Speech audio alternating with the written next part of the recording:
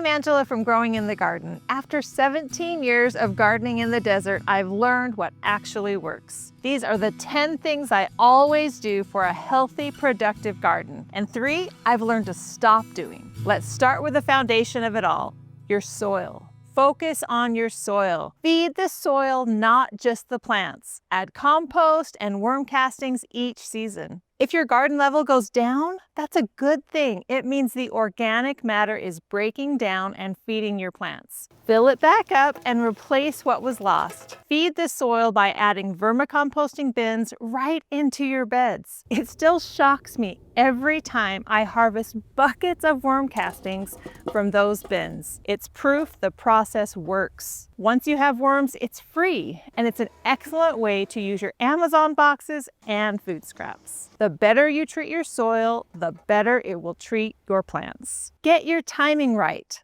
Know your planting seasons. Crops have preferred growing temperatures. Prioritize the crops you most want to grow and make sure you're planting them on time so you get to harvest. Sometimes if you have short seasons, that means making tough choices about taking out other plants. Use things like my planting calendars, soil thermometers, and your own experience to learn the best planting windows for your area. Give plants the right amount of sunlight. Add shade in the summer and look for the sunniest areas in winter. Prioritize spots with morning sunlight and natural afternoon shade. That's the best place to have your garden. If you're growing in shadier areas, give plants more room. Expect slower growth and choose crops that are grown for their leaves, like herbs or leafy greens. Water deeply and consistently.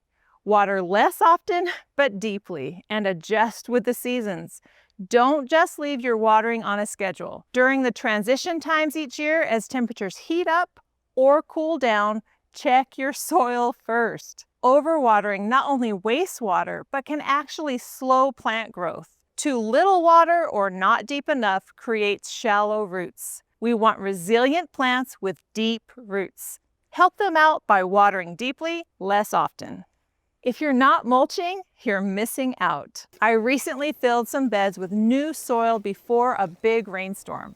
And because I hadn't mulched yet, the rain pelted the bare soil and formed a thick, hard crust on top. Mulch would have prevented that. Soil is expensive, and we work hard to build and protect it. Mulch takes the brunt of the elements. It shields the soil surface from rain, sun, and wind. Every time I pull back a layer of bleached, dried out mulch and see loose, hydrated soil underneath, it reminds me how powerful mulch really is. Mulch keeps roots cool, retains moisture, prevents weeds, and builds healthier soil over time. Thin seedlings early, don't wait. Crowding leads to weak growth and smaller harvests. Give each crop enough room as soon as possible. I'm always amazed how much more quickly crops grow when they have their own space. When I came back in and thinned these foxgloves and snapdragons, the ones that were already thinned had grown quite a bit more than the ones that still had 2 or 3 seedlings still together.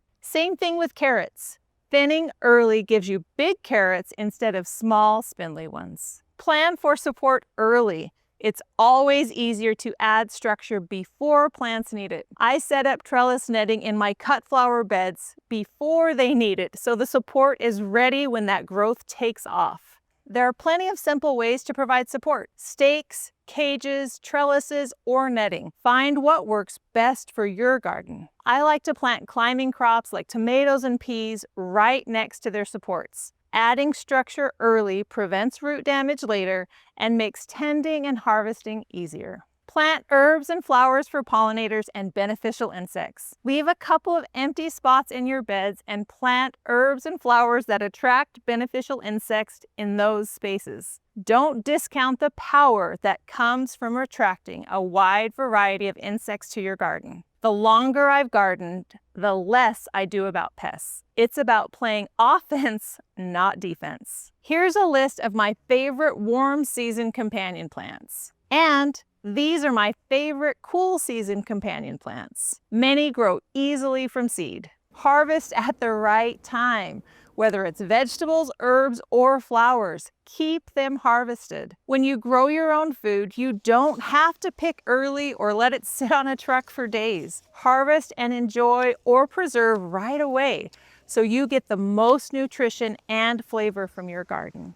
Keep herbs cut to discourage flowering and encourage fuller, more productive plants. Keep flowers picked and deadheaded to encourage more blooms. Every cut is basically ordering your next bouquet. Spend time in your garden every day. Make it a habit to be in your garden each day. Take a slow walk and enjoy it. Notice the changes in leaves, soil, and growth. Slow down. Be present and appreciate the little miracles happening all around you. If you develop this simple habit, you will catch issues early, see what's ready to harvest, and be more aware of the pest and wildlife cycles in your area. Daily time in the garden makes you a better gardener. Now, here's 3 things you shouldn't do. Don't use chemical fertilizers or pesticides. They harm beneficial soil life and insects. Chemical fertilizers can give you a quick burst of growth, but they don't have lasting benefits for the soil. Organic amendments like worm castings and compost improve the soil, and it gets better over time. Same thing with pesticides. They might take care of the immediate problem, but often they create bigger issues, killing beneficial insects, building up resistance, and leaving you on your own for pest control. Don't pull up plants by the roots. Cut them off at soil level and let the roots decompose naturally. Easier for you, better for your soil. And it saves you money too. All that soil stays in your beds and isn't pulled out with the plant roots. Don't plant the same crop in the same spot every season. You might have the perfect spot for tomatoes, but if you keep planting them there, pests and diseases will think so too. And don't make it easy on squash bugs by planting squash and cucumbers in the same place year after year. Rotate by plant family each season. It doesn't have to be perfect. Do the best you can with the space you have. Move crops to a different bed. Switch a crop to containers for a season, or refresh the soil before replanting. Do the best you can. You've got this. Thank you so much for watching.